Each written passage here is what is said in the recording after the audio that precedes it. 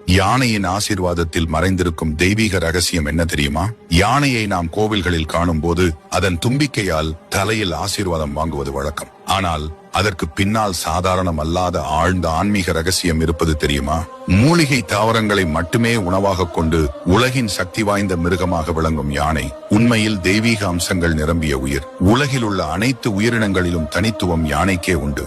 அதாவது 2 நாசி துவாரங்களிலும் ஒரே நேரத்தில் சுவாசிக்கக்கூடிய திறமை யானைக்கு மட்டுமே உள்ளது.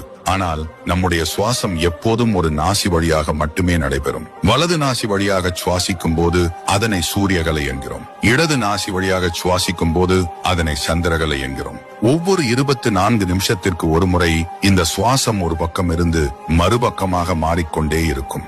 யோகிகள் மற்றும் பிராணாயாமத்தில் மேல் நிலையை அடைந்தவர்கள் மட்டும் 2 நாசிகளாலும் சுவாசிக்கக்கூடிய திறனை பெறுவர். இதனை சுழுமுனை வாசி யோகம் என்று அழைப்பர். இந்த நிலையில் சென்றவர்கள் ஞானிகள் ஆகிறார்கள். அப்படியான ஞானிகளிடம் ஆசீர்வாதம் பெற்றால் நம் வாழ்க்கை உயர்வது போலவே யானையின் ஆசீர்வாதத்திலும் அதே தெய்வீக சக்தி உள்ளது.